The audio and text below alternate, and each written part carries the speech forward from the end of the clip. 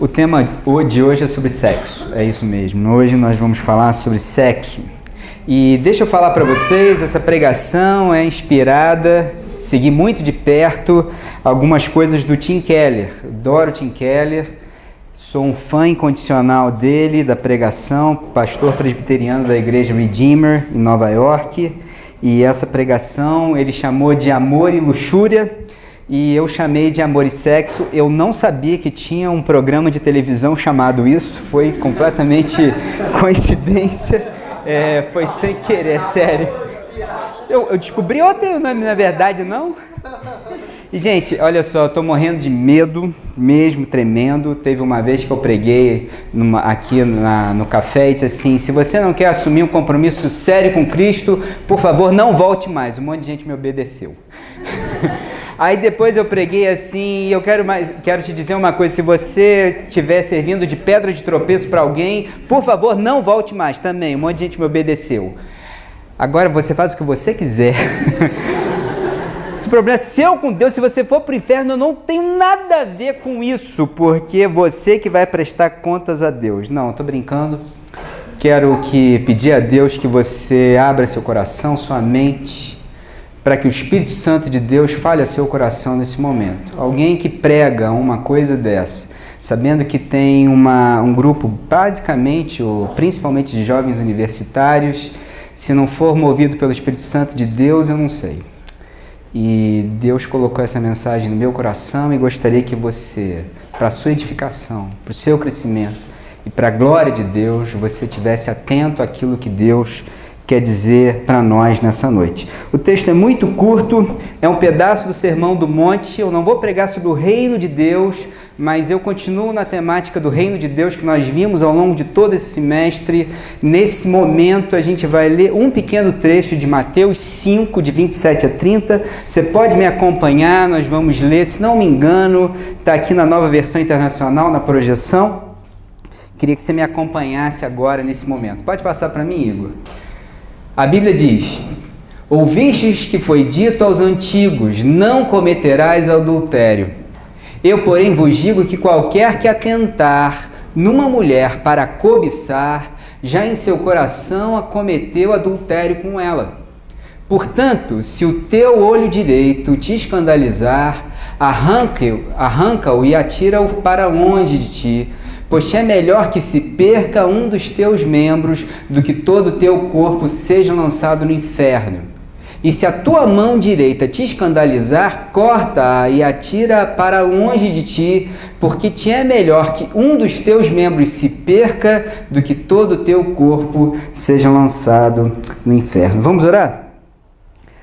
Pai amado e bendito, Deus do universo, Senhor dos senhores, confunda as minhas palavras com as tuas, mistura as minhas palavras com as tuas, mas que antes de tudo prevaleça a tua palavra e a tua voz. Fala aos nossos corações, Pai. Abra nossa mente e nosso entendimento. Me esconde atrás da cruz. Vem com uma unção especial sobre mim para que eu possa ser um arauto digno do teu amor, que eu ache graça diante dos teus olhos e que a gente saia daqui edificado e fortalecido para ser sal da terra e luz do mundo. É o que eu te peço em nome de Cristo Jesus, nosso Senhor e Salvador. Amém. Amém. Gente, eu lembro quando eu era garoto, e eu era meio criança, eu estava estudando doutorado e eu e a Aninha, a gente tinha se casado e a gente comprou finalmente nosso primeiro carro. Aquele carro pelado que não tinha nada, era só um carro zero, e a gente finalmente teve o nosso próprio carro, eu e a Aninha. Eu me lembro de eu conversando com meu cunhado, ele falando assim: não sei por que eu comprei carro com direção hidráulica, porque agora eu não consigo pensar em outra coisa a não ser um carro com direção hidráulica. Na minha cabeça eu pensei: que cara fresco, rapaz, que cara fresco, desde quando alguém precisa de direção hidráulica? Pergunta se meu carro tem direção hidráulica. Com certeza, porque depois que você prova um negócio tipo direção hidráulica, você não consegue mais viver sem isso, entendeu? Eu tenho uma prima minha que ela é doidona, ela é engraçada, tudo ela tem certeza, sabe, adolescente? Mas ela já passou dessa fase. Mas ela tem certeza de tudo. Então ela diz assim: eu quero um carro, mas um carro tem que ser básico. E lá no Rio de Janeiro faz muito calor. Básico, mas tem que ter ar-condicionado. Básico, mas tem que ter vidro elétrico, porque também não vou ficar com aquela manivela. Mas é básico. Básico, sabe como? Então tem que ter. Eu não aguento ficar fazendo baliza com aquele negócio. Básico, tem que ter trava elétrica. Vai que eu esqueço a chave dentro do carro. Mas é básico, entendeu? Agora meu sogro está falando que ele não consegue mais viver sem câmbio automático. Sabe a chance de eu dirigir o carro dele? Zero! Não existe a mínima possibilidade. Vai que eu gosto, não é não? Gente, na sociedade em que a gente está, na nossa sociedade de consumo, existem fornecedores e existem consumidores. E os fornecedores, os fabricantes, eles adoram inventar coisa que a gente nunca pensou que existisse e depois que a gente se acostuma, a gente não consegue mais viver sem. Eles chamam isso de agregar valor. E a ideia de agregar valor é que você pode cobrar mais caro pelo mesmo produto, entendeu? Essencialmente é isso. Criam demandas onde não existia e a gente passa a viver com aquele negócio. Uma outra coisa interessante também sobre esse negócio de agregar valor e nossa sociedade de consumo é o tal do diferencial competitivo. Vocês já ouviram falar disso? É o seguinte, você tem um lava-jato, mas assim tem uns 3 ou 4 lava-jatos ali na mesma redondeza de você. Não basta só o lava-jato lavar o carro, entendeu? Ele tem que fazer algo mais, ele tem que ter um diferencial competitivo. Então, por exemplo, o cara faz uma salinha climatizada para o cara ficar esperando o seu carro no ar-condicionado enquanto estão lavando o carro dele. Ele dá um cafezinho de graça. E você pergunta para ele assim, mas vem cá, você vai cobrar por esse café? Não, vou dar de graça. Mas o que você ganha com isso? Eu vou fidelizar o cliente, não é isso? Parece até uma igreja que eu conheço que dá café de graça. Porque é assim, para fidelizar o cliente, entendeu? Porque você tem um diferencial competitivo. E o que é interessante sobre isso é o seguinte, mas você vai aumentar, oferecendo esse serviço, se você aumentar o preço? Não, você não vai aumentar. Aí quando os seus competidores, eles falirem, aí sim você aumenta, entendeu? O preço. Aí você cobra o que você quiser, mas enquanto você tiver competidores em volta de você, você não fica na tua. E o que é interessante é que na nossa sociedade de consumo, em que a gente está, a gente faz de comércio coisas, ou de consumo coisas que jamais deveriam ser comércio. Por exemplo, escola. Todo mundo está vendo. Antigamente, né, quando a gente ia na escola e o garoto tirava nota baixa, a gente juntava o professor, juntava a mãe e ia brigar com o garoto porque ele tirou nota baixa. Na sociedade em que a gente está é diferente. Junta o pai e junta o filho para brigar com a professora porque ela não cumpriu a obrigação dela de ensinar o filho. Por quê? Porque eu estou pagando. E se eu sou um consumidor, você tem que me atender e atender as minhas expectativas. Nós estamos numa sociedade que tem gente que acha que a igreja também tem uma relação de consumo. Se você não atender as minhas necessidades e não for do jeito que eu quero, eu paro de pagar o dízimo. Tem gente que acha essas coisas e que pensa que dízimo é consumo e não devolver a Deus aquilo que é dele, porque os outros 90% que ficam com você, você também entende que são dele e a gente só administra para a glória de Deus. E é isso que o pessoal entende e não entende direito como é que funciona. E numa das coisas, numa sociedade de consumo, é que as pessoas também estão achando que amizade é consumo. E amor também é consumo. E numa sociedade de consumo existem os fornecedores e existem os consumidores.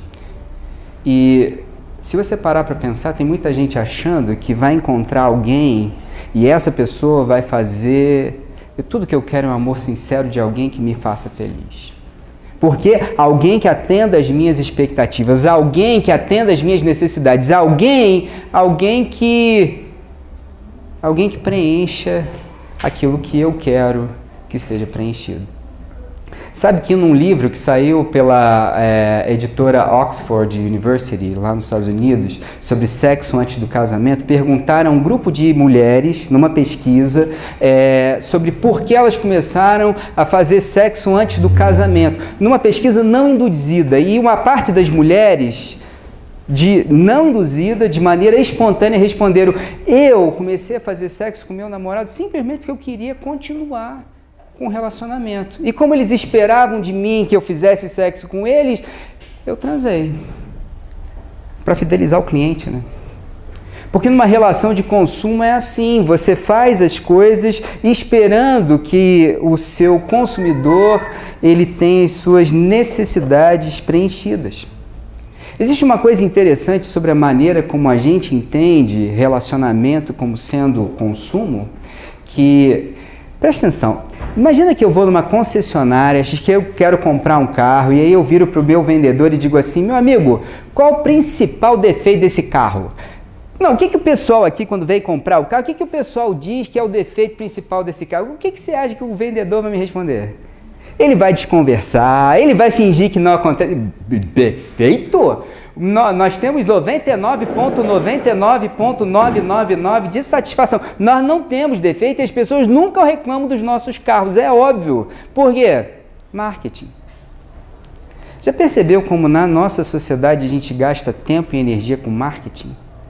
É interessante porque na nossa sociedade tem muita gente dizendo que sexo é uma maneira de você se expressar e você descobrir quem você é. Só que o que eu vejo cada vez mais é as pessoas tentando esconder quem elas realmente são. Por quê? Porque se eu realmente mostrar para alguém quem eu realmente sou, ela não vai querer ficar comigo. É uma relação de marketing, é uma relação de consumo. Sabe que teve uma menina que também fizeram uma pesquisa sobre ela e perguntaram o que ela sentia, porque ela passou anos e anos nessa vida doida que todo mundo tem por aí, de saindo de relacionamento e entrando em relacionamento, e ela disse, eu estou exausta. Porque quando você investe em marketing e você tem que tomar conta da sua própria imagem, é muito cansativo, porque você não pode ser quem você realmente é, entende? E ela estava exausta, a ponto de dizer, engraçado, eu passei anos da minha vida. E parece que toda vez que a gente ia num jantar, toda vez que a gente ia no cinema, toda vez que a gente ia no motel, era como se eu estivesse num grande processo de seleção, em algum momento alguém ia me aceitar e dizer, eu te amo. Tudo que ela queria era ser aceita e amada. Tudo que ela queria que alguém gostasse dela como ela era. E ela passou a vida inteira, durante um grande tempo, dizendo, rapaz, eu estou nesse processo seletivo que não termina e eu nunca consigo encontrar alguém que me aceita como eu sou. Todo mundo aqui que está de trainee, sabe, todo mundo que passou por ômega e por essas coisas todas sabe como é que é um processo exaustivo de seleção. Como é que é chato você ficar naquela tensão. Será que vão me aceitar? Pois tem muita gente hoje, exatamente nesse momento, se sentindo assim, será que vão me aceitar? Será que finalmente eu vou ser aceito? E será que alguém vai me amar de verdade? Uma outra coisa ruim do mundo e da sociedade, que é ver as coisas como consumo, é que quando existe um fornecedor e um consumidor, não raramente existe uma pessoa que abusa do outro.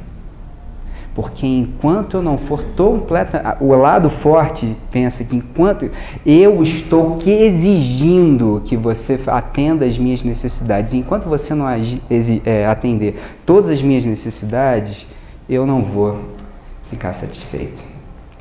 Será que existe alguma coisa errada na maneira como a gente entende relacionamento? Será que existe alguma coisa errada na maneira como a gente entende sexo na sociedade em que a gente está, que o Evangelho possa entrar e redimir, e salvar, e transformar de tal forma que a gente possa ter uma vida saudável com isso? Pois é exatamente sobre isso que eu quero conversar com vocês, e é exatamente isso que Jesus vai ensinar para a gente nessa noite. É sobre isso que eu gostaria de conversar com vocês. A primeira coisa que eu quero que você entenda, pregação difícil, né? A primeira coisa que eu quero que você entenda com muita, assim, como é que é? Com muita discernimento. Como é que você vai falar? Clareza, exatamente. Pô, perfeito. Quero que você entenda com muita clareza uma coisa. Jesus vira para mim e para você e diz assim, não cobiçarás. Veja o que o texto bíblico diz. Qualquer que olhar para uma mulher para cobiçá-la, já cometeu adultério com ela no seu coração. Tem um perigo aqui. Tem um perigo aqui porque você pode achar que o que Jesus está dizendo é que você não deve desejar uma mulher. Isso é completamente errado. Não sei se acontece isso com você, mas é muito comum algumas pessoas acreditarem que existe o carnal e existe o espiritual. Existe, mas não é nesse sentido não. É como o grego entende. Por exemplo, existe o instintivo, existe aquilo que é do ser humano como animal, e existe a parte que é a parte espiritual, educada, bondosa, cortês. E o espírito tem que se sobrepor à carne. Isso não é cristianismo, isso não é judaísmo, isso está errado. Porque Deus, quando criou o homem como um ser humano integral, como carne e como espírito, como tudo. E deu pra gente o sexo. Olha só, existe um homem carnal, existe aquele que é rebelde, aquele que guarda rancor, aquele que não consegue perdoar, aquele que não consegue amar, e existe aquele que é espiritual. Quem é o espiritual? Aquele que sabe que sem Deus ele não consegue amar, ele não consegue perdoar, ele não consegue viver de acordo com aquilo que Deus ensina. Então, aí o que a Bíblia diz? Então ande em espírito e mortifique a sua carne. Isso sim, mas Deus nunca disse que a gente não deve fazer sexo, e Deus nunca disse que sexo não seria uma coisa muito boa pra gente. Tanto que a Bíblia, ela é pródiga em dar exemplo de que sexo é uma coisa muito boa, gente. Muito, muito, muito boa. Tem textos, olha, eu falo isso com todo amor, com todo carinho, porque esse texto aqui é a minha palavra, minha regra de conduta e fé. Tem textos eróticos na Bíblia. E eu não estou falando mal da Bíblia, ao contrário, esse texto para mim é um texto maravilhoso. Se você nunca leu Cantares, você não sabe o que eu estou falando, mas tem. E que se eu fosse ler aqui, gente, vocês iam ficar ruborizados, vermelhos, sem graça das coisas que tem escritas lá na Bíblia. E até em alguns momentos, se você para pensar, é uma pouca vergonha que está escrito lá. Não, porque pensa bem, vocês conhecem, por exemplo, a história de Adão e Eva, né? Deus criou Adão, e aí Adão olha para o galo e diz, peraí, o galo tem sua galinha, o cavalo tem sua eguinha, o bode tem a sua cabritinha, e eu? Gente, eu vou ficar na mão? Desculpa o trocadilho. Mas... Aí, gente, não, mas é sério, peraí, desculpa a brincadeira. Vamos voltar aqui com toda a reverência do mundo. O que acontece? Acontece que aí Deus finalmente faz a sua mulher, a sua ajudadora, e ele começa a dizer, afinal, agora pensa a situação, ele está peladão. A mulher está peladona, e ele começa a dizer o quê? Afinal, o que vocês acham que está passando pela cabeça dele? Exatamente. Exatamente. E pior de tudo, quem está vendo aquela pouca vergonha toda? Deus. E Deus é 3 vezes santo, rapaz. E o que é que Deus naquela hora fala para Adão e Eva? Vai e multiplica. O que ele está falando? Enfim, e olha que Deus é santo. Em outras palavras, Deus está ensinando para mim e para você que sexo é uma coisa muito boa. Tem trechos na Bíblia, por exemplo, Provérbios 5 diz uma coisa, 5, 17 e 18 diz assim, alegre-se com a esposa da sua juventude, que os seios da sua esposa sempre o fartem de prazer. É sério, não tem nem como esconder um treco desse, gente. Aí nessas horas que alguém vira para mim e diz assim, você é um daqueles fundamentalistas que segue a Bíblia literalmente? Eu digo, claro, óbvio. Isso aqui é a minha regra de conduta e fé. A tua palavra escondi no meu coração para não pecar contra ti. É óbvio. Por quê? Porque sim. Então Deus me ensina e me ensina de maneira profunda que sexo é uma coisa boa e Ele me incentiva a fazer. Gente, sexo é como uma cerimônia em que existem cerimônias na vida da gente em que a gente faz, mas elas são símbolos de algo invisível que não estão aparentes. Deixa eu dar um exemplo concreto. Batismo é uma coisa assim. Os presbiterianos chamam de sacramento, nós chamamos de ordenança. Por exemplo, batismo é quando eu olho para o amor de Deus, Deus me aceita como eu sou, e agora eu sou uma nova criatura em Cristo Jesus. E aí eu digo para Deus, Deus, eu quero fazer parte da sua família. E aí tem esse símbolo, né? Esse símbolo é eu diante das pessoas, porque tem que ser diante dos outros, porque a Bíblia diz, aquele que me confessar diante dos homens, eu também o confessarei diante do meu Pai, mas aquele que me negar diante dos homens, eu também o negarei diante do meu Pai. Então no batismo o que tem? Eu digo, minha pública profissão de fé, que eu morri para a vida passada e ressuscitei para uma nova vida em Cristo Jesus. Casamento é a mesma coisa. Casamento é uma cerimônia em que eu estou diante da minha mulher. Eu não sei por que cargas d'água ela me aceita e me ama a ponto de querer o meu nome. Aí nós estamos diante de alguém que diz assim, e agora vocês são declarados marido e mulher e nós fazemos uma só carne. Sexo é uma cerimônia em que a gente celebra o fato de que eu e ela somos uma só carne. Uma coisa bonita sobre quando acontece isso é que não existe mais gente que é explorada. Porque eu não aborreço a minha própria carne. Eu nutro e alimento a minha carne. E eu alimento a ponto de cuidar dela.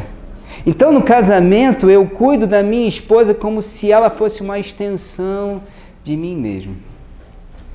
Tem uma coisa bonita sobre sexo, é o seguinte,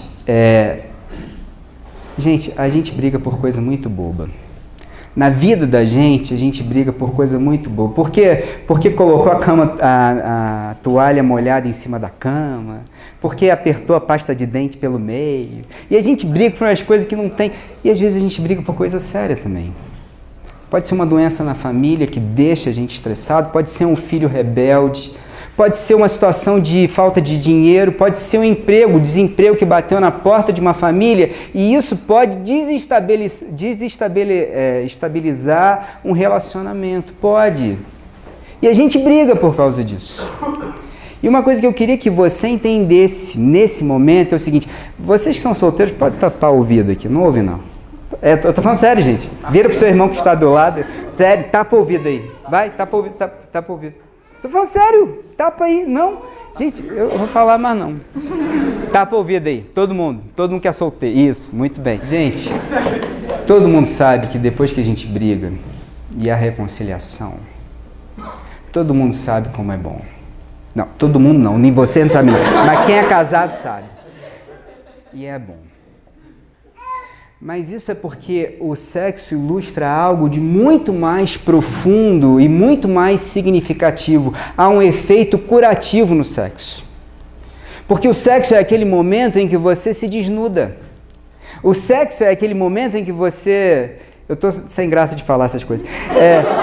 O sexo é aquele momento em que você está diante de alguém e você se expõe. Se expõe com as suas fraquezas, com seus defeitos. E sei porquê, mas por algum motivo misterioso e fantástico, essa pessoa te aceita como você é. Você entende como é libertador quando o amor está baseado não mais em consumo, mas em pacto e aliança e compromisso? Quando alguém olha para você e apesar dos seus defeitos, apesar das suas falhas, apesar de você ser quem você é, ela te aceita e está disposta a receber você como uma só carne com ela. Você entende o efeito curativo e maravilhoso, redentivo que Deus traçou quando estabeleceu o sexo na vida de um casal? Pois foi para isso que Deus chamou a gente. Então Deus chamou a gente para isso. Então Deus não está falando, Jesus aqui não está falando em desejar a sua mulher. Ele está falando em quê? Em cobiçar uma mulher. É isso que Jesus está dizendo. E o que significa cobiçar uma mulher? Olhar para uma mulher como se ela fosse um objeto de consumo. Porque quando você olha para uma mulher como objeto de consumo, você não quer estabelecer com ela um pacto. Você só vê nela um objeto de consumo. Eu tenho a impressão que Deus nos chama, e eu acho que nós, homens, temos que tomar o papel de liderança nisso. Eu acho que nós, homens aqui, que não queremos mais ser crianças, e principalmente vocês que estão solteiros, de aprender a olhar para as mulheres não mais como objetos, mas aprender a olhar para mulheres como um ser integral, com alma, com sentimento, com sonho. A gente só deve se aproximar de uma mulher quando quiser conhecê-la inteiramente, completamente, visando num futuro, quando você sabe que ela pode receber o seu nome, aí sim, celebrar essa cerimônia, esse pacto de fazer sexo com ela. É isso que eu acho que Jesus está querendo dizer para mim e para você. E veja a coisa dura e complicada que Jesus está dizendo para mim e para você. Nós estamos numa sociedade em que tudo é consumo. Vocês conhecem aquela história de Ló, não é? Vocês lembram da história? A história é assustadora. É a história de que Ló recebe anjos na sua casa, o pessoal olha para aqueles caras maravilhosos, lindos, e o que eles pensam em fazer com eles? É estuprar os caras.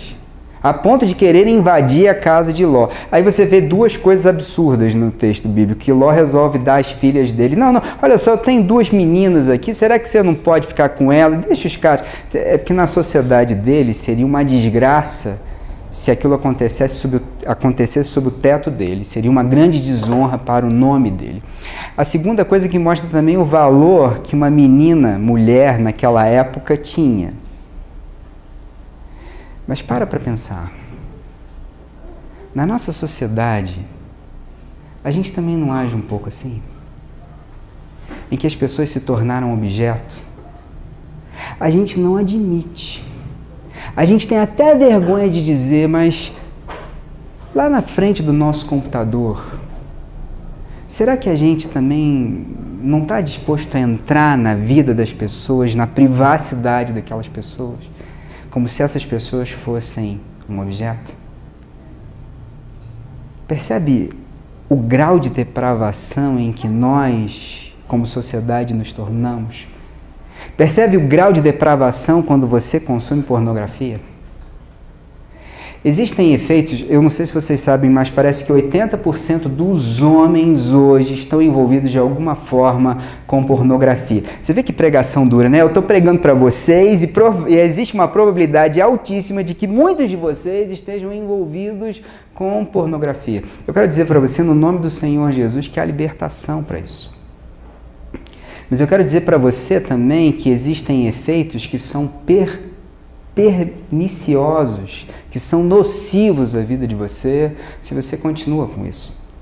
Um dos mitos que existe é que a pornografia não pode afetar os relacionamentos. Sim, pode sim prejudicar relacionamentos. Um dos efeitos é conhecido, todo mundo sabe, todo mundo deve pelo menos intuir.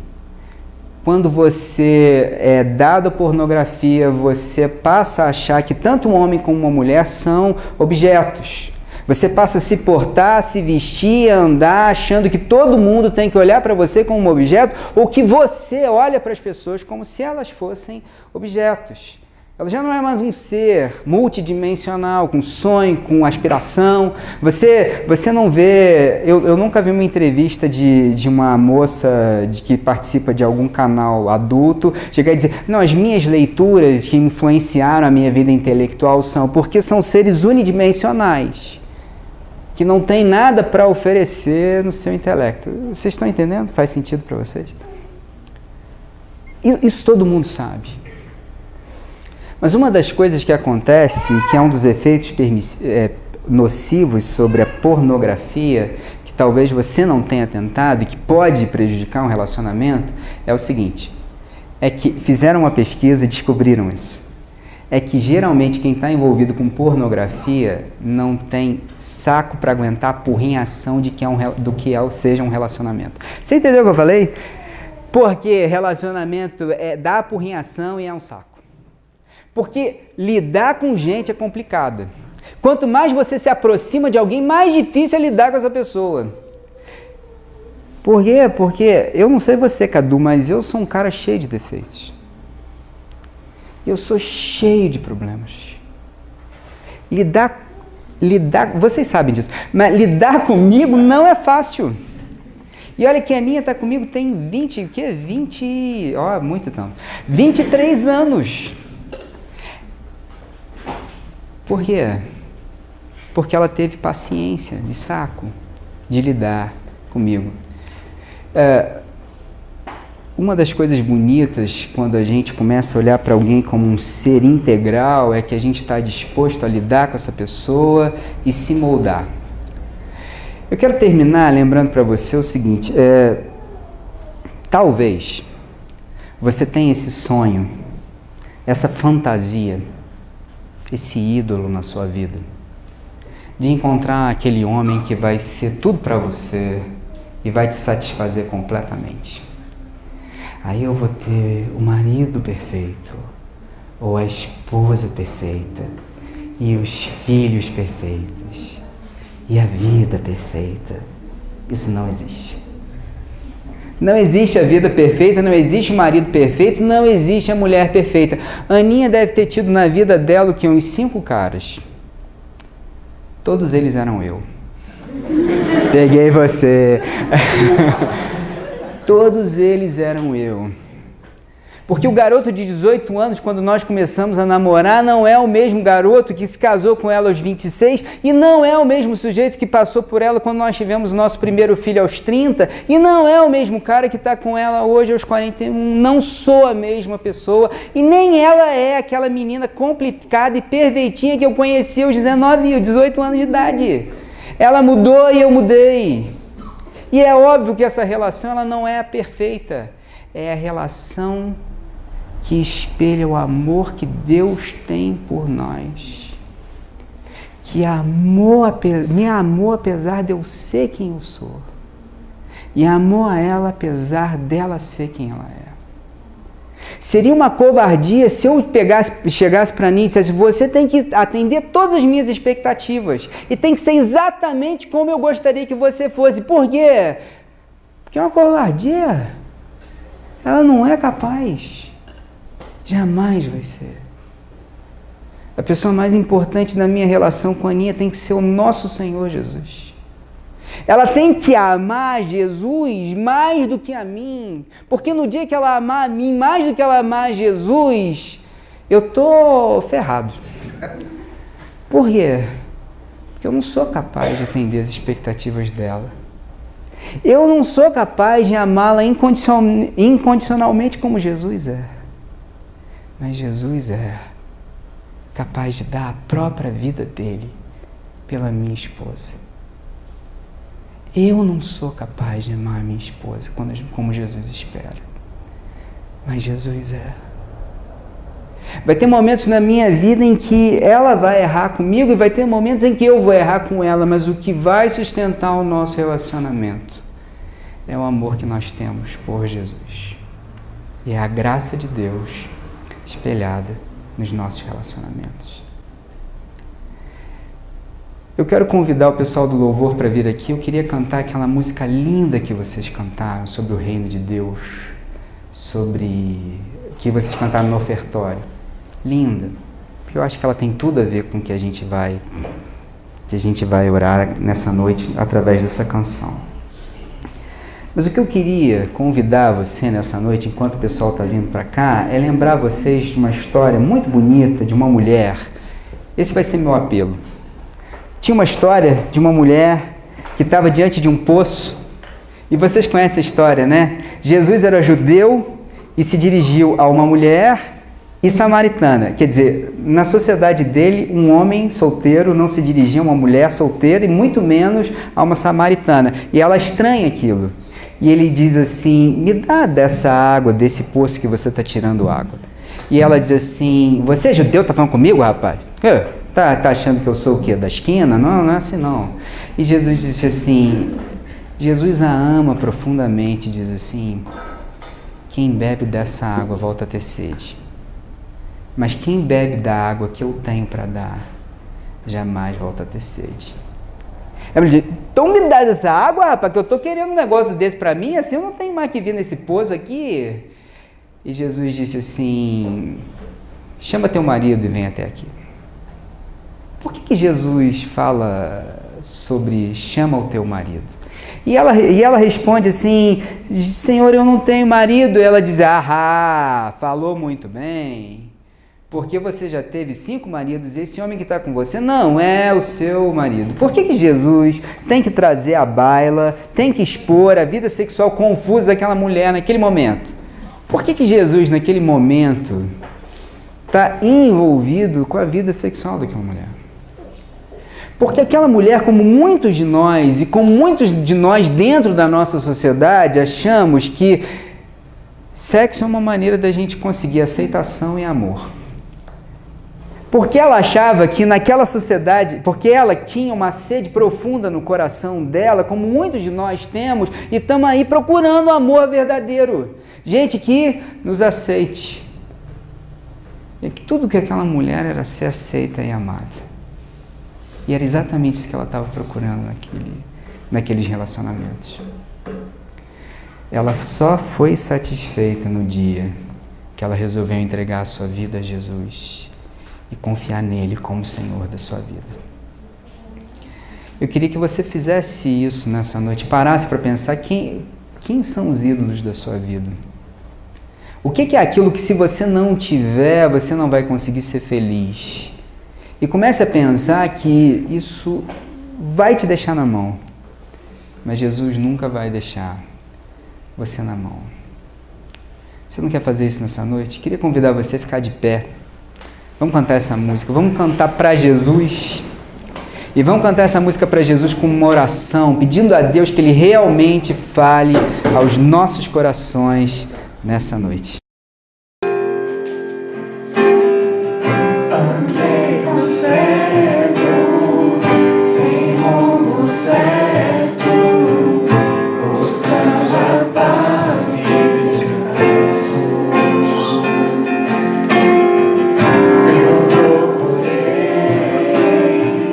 por tantos meios justificar meus erros,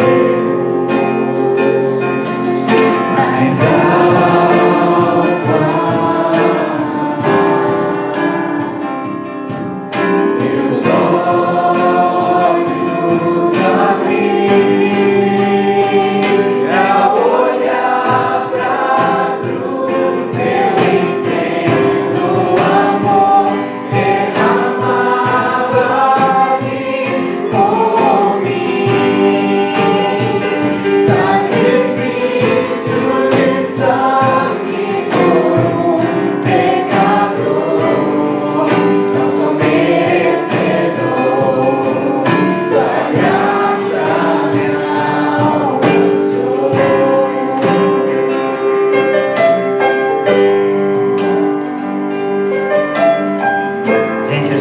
deve orar agora.